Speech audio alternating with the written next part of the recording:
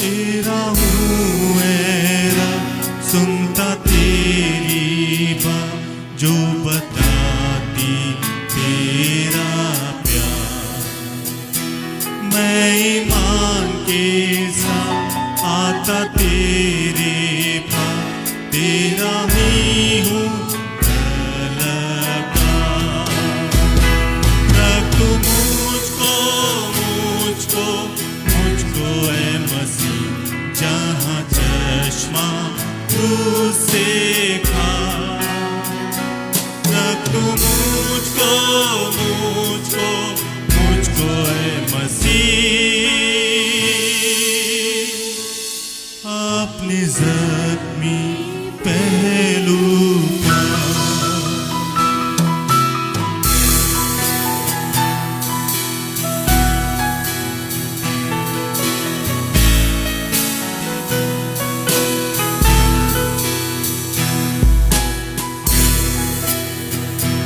मुझको पाकर कि मैं तेरा काम करूं दिल से ठीक और तेरी मर्जी पा मुझसे पूरी हो, मेरी मर्जी हो मकबूल। रखो मुझको मुझको मुझको ऐ मसीह, जहाँ चश्मा क्रूस से खा।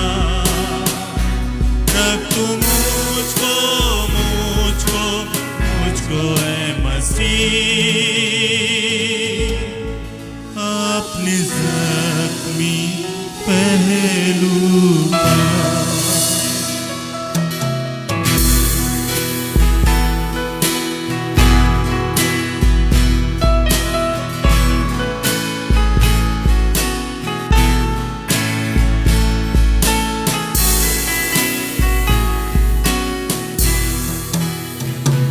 तेरा मीठा प्यार और भी जानूंगा, जब मैं जाऊंगा आसमान।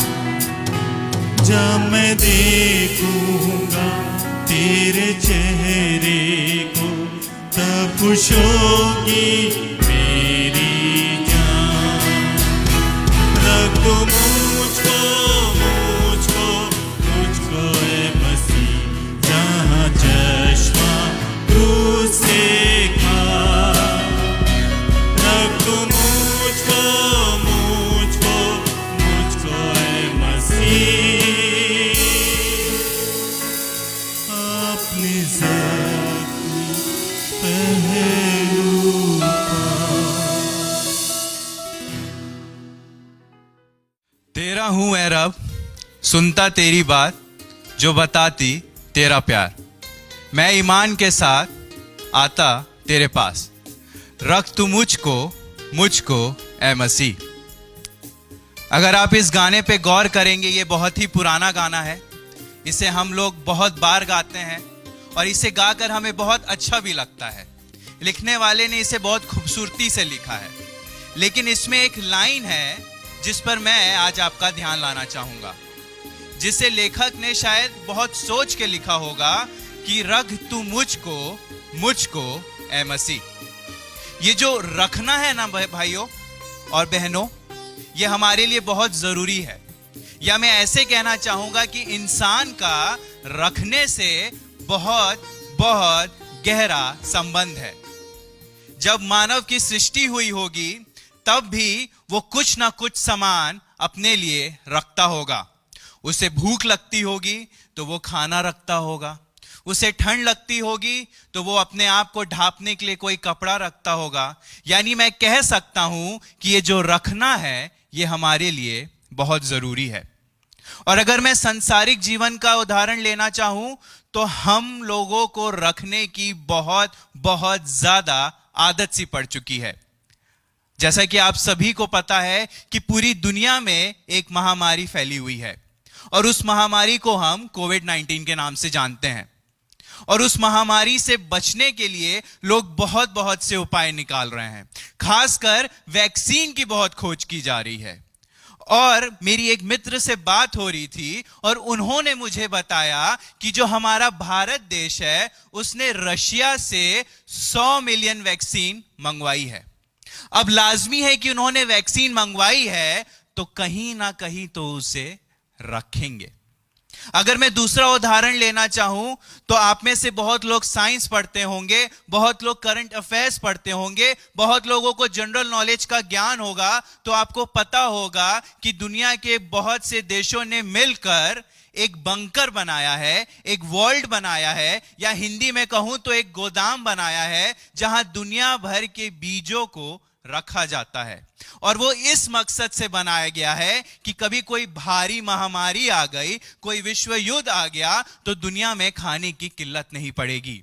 वहां से उन बीजों को निकालकर हम उसको उगाकर खा पी सकेंगे। यानी मैं ये कह सकता हूं कि वहां पे भी हमने रखा है। यानी मैं ये कह सकता हूं कि रखना रखना रखना हमेशा से हमारे जीवन में होता आया है। अगर आप बाइबल पढ़ेंगे तो उसमें रखना, जिसको इंग्लिश में हम कीप भी कहते हैं, 1769 टाइम्स उसका वहां पे वर्णन हुआ है। 1769 बार। यह एक बहुत बड़ा अमाउंट है, यह एक बहुत बड़ा नंबर है। कहने के लिए तो हम कह सकते हैं कि हम जिंदगी में रखना बहुत कम बोलते हैं, लेकिन ये जो जीवन की पुस्तक है उसमें देखिए रखने को कितनी बार बोला गया है। और अगर मैं इस रखने को या इस कीपिंग को परिभाषित करना चाहूं तो मैं इसे ऐसे कहना चाहूंगा कि keeping is simply nothing but God's protection. कि ये जो रखना है ये कुछ और नहीं बल्कि परमेश्वर की सुरक्षा है जो हमारे लिए है। अब आप सोच रहे होंगे कि ये छोटा सा वर्ड कैसे सुरक्षा कर सकता है। आप मेरे साथ आइए, आप निकालिए प्रकाशित वाक्य 3 और उसका 10, और वहां यूं लिखा है कि तूने मेरे धीरज के वचन को थामा है, इसलिए मैं भी तुझे परीक्षा के उस समय बचा रखूंगा जो पृथ्वी पर रहने वालों के परखने के लिए सारे संसार पर आने वाला है। ये जो वचन है मित्रों, ये जो धीरज का वचन है, ये कोई और नहीं बल्कि हमारा परमेश्वर है। क्योंकि हमारा परमेश्वर धीरज वाला परमेश्वर है। हमारा परमेश्वर हमें सिखाता है कि मुझ पर धीरज रखो। और जब हम उस पर धीरज रखते हैं, जब हम उसके विश्वास रखते हैं, जब हम उसको मानते हैं, तो वो हमें संसार की हर परीक्षाओं से बचा कर रखेगा। वो हमें संसार की हर एक मुसीबतों से बचा कर रखेगा। और अगर अभी आप गौर करें तो मेरे हर एक सेंटेंस में कहीं ना कहीं, कभी ना कभी रखना शब्द आ जा रहा है। यानी आप समझ गए होंगे कि जो आज का मेरा विषय है वो रखने शब्द पर ही है, वो कीपिंग ही पर है। पर मैं इसे मॉडिफाई करके ऐसे कहना चाहूंगा कि आज का जो मेरा विषय है वो ये है कि कुछ ऐसी चीजें जो हमें अपने जीवन में रखनी है। मेरे आज का विषय यही है कि कुछ ऐसी चीजें that we should keep in our life. जी हां मित्रों, हम जब संसार में रहते हैं, जब हम अपने दोस्तों और मित्रों को देखते हैं तो उन्हें देखकर हमें बहुत सारी चीजों को रखने का मन करता है। हमारा मन करता है कि हमारे पास एक अच्छा घर हो, हम एक अच्छा घर रखें, हम उस घर में अच्छा फर्नीचर रखें, हम उस घर में अच्छी अच्छी चीजें रखें, उस घर में हम एक अच्छी सी गाड़ी रखें, हम उस घर में अच्छा पेंट लगाएं। यानी मैं कह सकता हूं कि हमेशा हमें रखने का दिल करता है, हमें रखने का मन करता है। और अगर आज आप चाहते हैं कि आपके जीवन में आप भी कुछ रख पाएं, जिसका आप सपना देखते हैं, जिसकी आप आस लगाए हुए हैं, तो आज मैं विश्वास से कहना चाहूंगा कि आप परमेश्वर से मांगिए, उसे अपने कमेंट सेक्शन में लिखिए और परमेश्वर उस चीज को आपके जीवन में रख देगा। लेकिन मित्रों, बाइबल कहती है कि हम संसार में तो हैं पर संसार के नहीं। हाँ, हो सकता है कि हमारा बहुत मन करता होगा संसारिक चीजें रखने का, और हम उसे रखते भी होंगे क्योंकि हम संसार में रह रहे हैं, तो लाजमी है कि हमें कुछ संसार की नीतियों में चलना होगा। लेकिन हम संसार में हैं तो पर उसमें के हैं नहीं। हम तो उस देश के हैं, उस सिय्योन देश के हैं जिसे परमेश्वर ने हमारे लिए बना कर रखा है। तो मैं ये कह सकता हूं कि सांसारिक जीवन में जो चीज रखना है रखिए, लेकिन मसीही जीवन में भी हमें कुछ रखना है। हमारी मसीहत में भी हमें कुछ ऐसी चीजें डालकर रखनी है जो हमें परमेश्वर से करीब ले जाए, जो हमें परमेश्वर के प्रोटेक्शन के लिए एलिजिबल बना दे। अपना दिल मसीह में रखिए। Keep your heart in Christ. अब आप सोचेंगे कि राहुल भाई, ये मन तो हम हमेशा परमेश्वर में रखते हैं। मैं इसको आपको ऐसे समझाना चाहूंगा। अगर आप बाइबल पढ़ेंगे तो उसमें यह लिखा है कि परमेश्वर ने, प्रभु ने मनुष्य को अपने अपने स्वरूप में रचा। यानी हमारा जो ये स्वरूप है, हम जैसे दिख पड़ते हैं, ये हो सकता है हमारे मसीह से मिलता जुलता होगा। लेकिन इसका यह जरूरी नहीं है कि उसने हमें अपने स्वरूप में बनाया तो हम 100% उसी की तरह होंगे। क्योंकि अगर हम 100% उसी की तरह होते तो उसे इस धरा पर नहीं आना पड़ता, उसे अपना जीवन नहीं देना पड़ता, उसे क्रूस पर मृत्यु को सहनी नहीं पड़ती। कहने का तात्पर्य यह है कि वो हमारा खुदा है, वो जमीन का खालिक और मालिक है, और हम सिर्फ इंसान है। और क्योंकि हम इंसान हैं तो लाजमी है कि हमारे में कोई इंसानी आदतें होंगी, कुछ इंसानी बिहेवियर्स होंगे। और उसी में से एक है कि अक्सर ऐसा होता है कि हमें बहुत क्रोध आ जाता है, हमें कभी कभी बहुत गुस्सा आ जाता है। और यह बहुत कॉमन बात है, मैं भी गुस्साता हूं, कभी कभार आप भी गुस्साते होंगे। और एक बहुत अच्छी कहावत मैंने कहीं पढ़ी थी कि no one is perfect, no human is perfect. या आपने कभी सुना होगा कि अरे यार, इंसान है, गलती तो होती रहती है। मुझे एक कहानी याद आ रही है कि कभी किसी रोज एक दोस्त अपने दूसरे दोस्त पर बहुत ज्यादा गुस्सा आ गया। उसने गुस्से में उसे बहुत कुछ बोल दिया, बहुत बुरा बुरा बोल दिया। अब आप यहां ध्यान रखिएगा कि मैं पहले ही बोला कि उसने गुस्से में बोला, उसने क्रोधित होकर बोला। और थोड़े समय बाद जब वो व्यक्ति, जब वो इंसान शांत होता है तो उसे आभास होता है कि मैंने उसे गुस्से में बहुत कुछ बोल दिया, मैंने उसे ऐसे ऐसा बोल दिया जो शायद उसे बुरा लगा होगा, मैंने ऐसा ऐसा कह दिया है जिससे उसका मन दुखा होगा। और वो उसके पास जाता है, उसके पास बैठता है और उससे बोलता है कि मित्र, मुझे माफ करना, मैं तुम्हें गुस्से में बहुत कुछ बोल दिया। और उसके बाद एक बहुत अच्छी सी लाइन बोलता है कि यार, मैंने कुछ दिल से नहीं बोला था, मैंने कुछ मन से नहीं बोला था।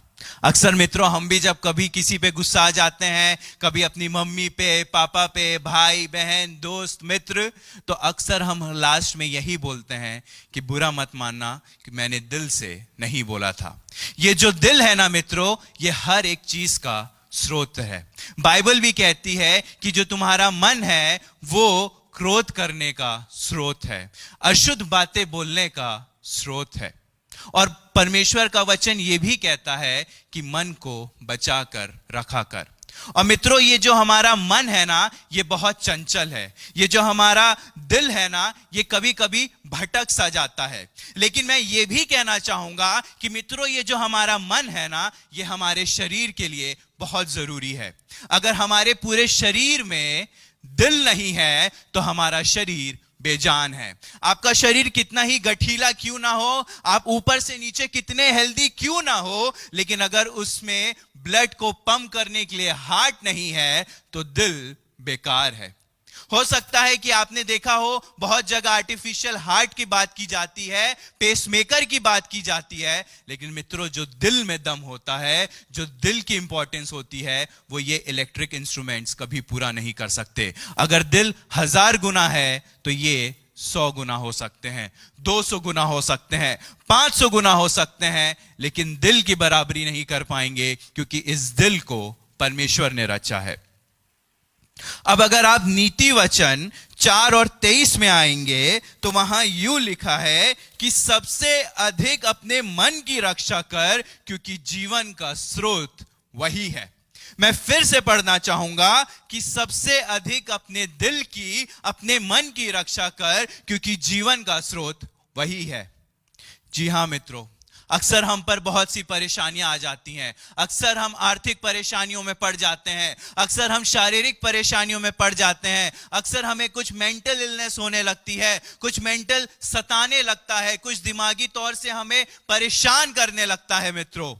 लेकिन परमेश्वर कहता है कि तुम भटको मत, अपने मन को चंचल मत होने दो, अपने मन को इस तरह ना करो कि तुम कभी भी किसी पर क्रोध कर जाओ, गुस्से में कुछ कर जाओ, क्योंकि बाद में यह कहने से कि यार मुझे माफ करना, मैंने दिल से नहीं कहा था, उसका कोई मतलब नहीं होगा। क्योंकि जो मैंने अभी आपको एक कहानी बताई थी, उसमें जो दूसरा दोस्त रहता है, जिस पर वो चिल्लाया रहता है, वो कहता है कि ठीक है, पर मैं आज से तुमसे दोस्ती नहीं रख सकता, क्योंकि तुमने मेरा दिल दुखाया है। आप देख रहे हैं, एक जन कह रहा है कि मैंने दिल से नहीं बोला, और एक जन कह रहा है तुम्हारे बोलने के वजह से मेरा दिल दुख गया है। जी हां मित्रों, हम संसार में जो भी रखना चाहें रख सकते हैं, लेकिन अगर अपनी मसीहत को बचा कर रखना है, अगर अपने मसीह में रहना है, तो इस दिल को हमेशा बचा कर रखिएगा, क्योंकि ये जो दिल है ये जीवन का स्रोत है। ये जो दिल है ये परमेश्वर के आप पास जाने का द्वार है। ये जो दिल है ये उसकी आशीषों का और खासकर उस अनंत जीवन का स्रोत है। तेरा हूं ऐ रब, सुनता तेरी बात, जो बताती तेरा प्यार। रख तू मुझको ऐ मसीह, जो बताती तेरा प्यार। मैं ईमान के साथ आता तेरे पास, तेरा ही हूँ तलबगार। रख तू मुझको ऐ मसीह, जहाँ चश्मा तुझसे खा। रख तू मुझको ऐ मसीह, अपने ज़ख्मी पहलू पर। खुदा यीशु मसीह के पवित्र नाम की स्तुति हो। अभी आपने भाई राहुल को सुना, किस दिलेरी के साथ, कितनी गंभीरता के साथ खुदा उनका कलाम उन्होंने हमारे सामने प्रस्तुत किया। और मैं प्रभु का धन्यवाद करता हूं ऐसे जवानों के लिए, खास करके हमारे पीस चर्च के जो जवान हैं, जिनको आप अभी तक सुनते आए हैं। आपने देखा कि किस तरीके से परमेश्वर की आत्मा से प्रेरित होकर इन जवानों ने अपने आप को डेडिकेट किया, समर्पित किया, और जो परमेश्वर का कलाम उन्हें परमेश्वर की ओर से मिला, वो हम तक उन्होंने इस पीस कनेक्शन के द्वारा पहुंचाया। मित्रों, ये पीस कनेक्शन अर्थात मेल मिलाप का संबंध, उसने हमें मेल मिलाप की सेवा सौंपी। और कब सौंपी? यीशु मसीह के जन्म के साथ। जब यीशु मसीह इस दुनिया में आए तो वो मेल मिलाप था परमेश्वर का, पीस कनेक्शन था। The birth of Jesus Christ was the peace connection that God was trying to make with this world. उसने मोहब्बत की इस जहान से, और फिर उस मोहब्बत के वशीभूत यीशु मसीह को भेज करके, अपने इकलौते पुत्र को भेज करके, मानव रूप धारण करके उन्होंने कनेक्शन पैदा किया, संबंध पैदा किया, मेल और मिलाप का संबंध पैदा किया उसने। और वही हम पीस कनेक्शन के रूप में आप तक लेकर के आते हैं। मैं समझता हूं कि क्रिसमस से बेहतर पीस कनेक्शन और कोई हो नहीं सकता है, जहां परमेश्वर ने मेल मिलाप का संबंध बनाया। और लिखा है कि उसने मेल मिलाप की सेवा हमें सौंप दी है।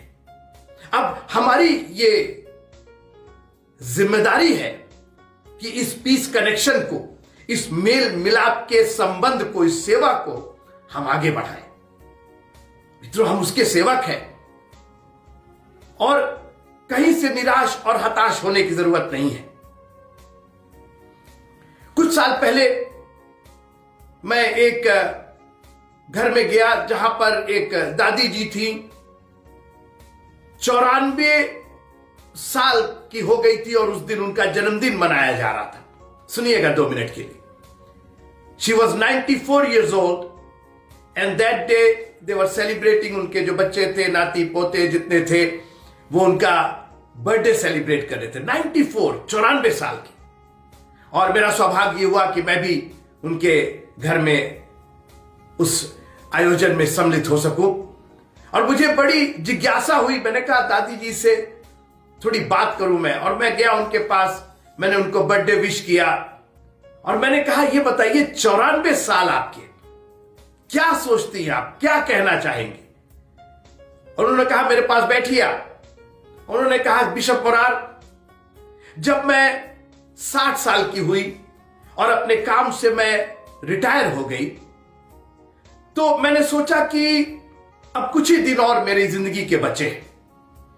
कहे उसी समय मेरा जो बर्तन धोने वाला मशीन थी, जिसको डिश वॉशर कहते हैं, वो खराब हो गया। मैंने पता लगाया तो मालूम हुआ कि 10, 12, 15 हजार रुपए उसके अंदर लगेंगे। तो मैंने सोचा कि मुझे तो बहुत दिन जीना नहीं है, तो ये 10-15 हजार रुपए इस मशीन पर लगा करके फायदा क्या, मैं हाथ से ही बर्तन धोती रही। बोले जब मैं 65 साल की हुई तो फिर मेरे दिमाग में आया कि ये मशीन को मैं ठीक करा लूं, लेकिन मैंने सोचा कि अब तो मैं 65 साल की हो गई हूं, अब कितने दिन और मुझे जीना है, कितने दिन और जिएंगे और क्या करेंगे 15 हजार रुपया इस पर खर्च करके। बोले फिर मैं 70 की हुई और मेरे दिमाग में वही ख्याल आया कि इस मशीन को ठीक करा करके क्या फायदा, अब तो कुछ दिन के बाद मैं कूच ही कर जाऊं। 75 की हुई, वो 80 की हुई, 90 की हुई।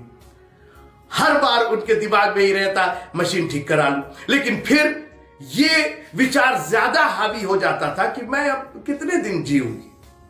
और उन्होंने कहा, मेरी आंखों में आंखें डाल करके कहा, बिशप मोरार, आज 94 साल की उम्र में एक बात का बहुत मलाल और बहुत दुख है। काश की जब मैं रिटायर हुई थी 60 साल में, उसी समय मैंने उस मशीन को ठीक करा लिया होता। मुझे क्या पता था कि मैं 94 साल तक मैं जीऊंगी। मैं तो हर दिन सोच रही थी कि बस आज, बस आज, बस आज, बस अगले साल, बस कुछ साल। मित्रों, मैं नहीं जानता हूं कि आप कितने निराशा में हैं और कितनी सीमित आपकी सोच और आपका दर्शन।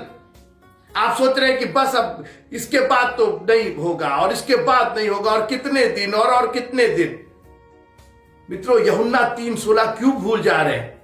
क्योंकि परमेश्वर ने जगत से ऐसा प्रेम रखा कि उसने अपना इकलौता पुत्र दे दिया, ताकि जो कोई उस पर विश्वास करे, जो कोई में सब कोई आता है, ताकि आप भी आते हैं जी, ताकि जो कोई उस पर विश्वास करे वो नाश ना हो परंतु अनंत जीवन पाए। मित्रों, आप सोचिए, अगर आपको गारंटी हो जाए, अगर वो जब 60 साल की थी और उनको कोई गारंटी दे देता कि आप मैडम जी 94 इयर्स तक तो जिंदा रहेंगी ही रहेंगी, तो वो उसी समय अपनी मशीन ठीक करा लेती। वो 30-34 साल हाथ से बर्तन नहीं धोती और अपने आप को वो टॉर्चर नहीं करती, मशीन काम करती है अपना। लेकिन उनको तो ऐसा लग रहा था कि बस आज, बस आज। मित्रों, हमें अनंत जीवन की गारंटी मिली है, एक ऐसा वादा जो किसी इंसान ने नहीं, आसमान और जमीन के खालिक और मालिक ने किया है, जो अनादि और अनंत है। मित्रों, जिसके वादे कभी टलते नहीं। उसने कहा कि तुम विश्वास करके देखो ना, मैं अनंत जीवन दूंगा। तो जब अनंत जीवन की गारंटी हो गई तो खुशियां तो अपार होनी चाहिए ना। जिंदा रहने की तो खुशी होती है ना। सबसे बड़ा दुख तो मौत का होता है, मरने का होता है कि क्या करेंगे। कितनी भी खुशी हो चारों ओर, आपको पता चले कि कल आपको खत्म हो जाना, तो सारी खुशियां आपकी बेकार है। लेकिन यह पता रहे कि आप तो अनंत जीवन के लिए है। You are going to live in this world, I mean not in this world, but you are going to live in that world for ever and ever. आप उसके साथ हमेशा की अनंत के जीवन की जिंदगी जिएंगे। तो हमें तो कितना खुश होना चाहिए और अपनी सारी चीजों को दुरुस्त करना चाहिए। अपनी जिंदगी के एक एक पहलू को दुरुस्त करना चाहिए, ठीक कर लीजिए, क्योंकि बहुत लंबे समय तक हमको जीना है और इसलिए कहीं से कोई ऐसी बात ना हो जो हमको तकलीफ पहुंचाए, क्योंकि हम बहुत लंबे समय तक जीने वाले लोग हैं, हम अनंत जीवन के लोग हैं। काश कि जब हम ये मेल मिलाप की सेवा, पीस कनेक्शन हमको मिला है, तो इस कनेक्शन को खुदा से कभी अलग ना करें। ये इंटरनेट पर चले या ना चले, फेसबुक पर पीस कनेक्शन चले या ना चले, हम इसको कुछ दिन के लिए विश्राम देंगे, लेकिन खुदा से हमारा कनेक्शन बने रहना चाहिए। मैं प्रभु का धन्यवाद करता हूं कि पिछले कई महीनों से, हफ्तों से हम इस पीस कनेक्शन के द्वारा आपसे बुधवार को जुड़ते रहे हैं। और मैं धन्यवाद करना चाहता हूं सिस्टर मोरार का, जिन्होंने इस कॉन्सेप्ट को तैयार किया और उनके मन में पवित्र आत्मा की प्रेरणा से आया कि वो इस पीस कनेक्शन जैसे प्रोग्राम को आप तक पहुंचा सके। और कितने वक्ताओं ने, खास करके हमारे नौजवानों ने, प्रभु उन सबको नाम बनाम हम उनको ब्लेस करते हैं और हम कुछ दिन के लिए इसको विश्राम देते हैं। कम से कम इस साल का जो बाकी बचा हुआ बुधवार है, हम ये पीस कनेक्शन आपके सामने नहीं लेके आएंगे, लेकिन प्रभु ने चाहा तो नए साल में हम फिर से इस पीस कनेक्शन को शुरू करेंगे। और हम इस कनेक्शन को, हम इस संबंध को, इस मेल मिलाप की सेवा को छोड़ेंगे नहीं। ये सेवा है, it has been given to us, he has given us the ministry of reconciliation. हमें बाकी कोई सेवा मिली हो ना मिली हो, लेकिन हमें रेकंसिलिएशन की, हमें मेल मिलाप की सेवा उसने सौंपी है। और जब सेवा सौंपी है तो हम लोग सेवक हैं और सेवा हम लोग दिल और जान से करेंगे। खुदावंद आप सबको बड़ी आशीष दे, आप सबों को बड़ा दिन मुबारक हो। और आज के जितने भी कलाम आपके सामने, चाहे वो गाने के रूप में, चाहे भाई राहुल के वचन के दिए जाने के रूप में, और चाहे अभी हमने जो आपसे शेयर किया, कोई भी चीज टूटी फूटी मत रहने दीजिए। अगर आपकी जिंदगी में कोई चीज टूट फूट गई है, कहीं मेल मिलाप के कनेक्शन कहीं टूट गया है, उसको सुधार लिया जाए, ताकि परमेश्वर की आशीष, परमेश्वर की वाचा और उसकी जो प्रतिज्ञा है वो एक एक करके हम लोग के जीवन में पूरी होती रहे। खुदावंद आप सबको बहुत बहुत बहुत बहुत आशीष दे। जय मसीह की।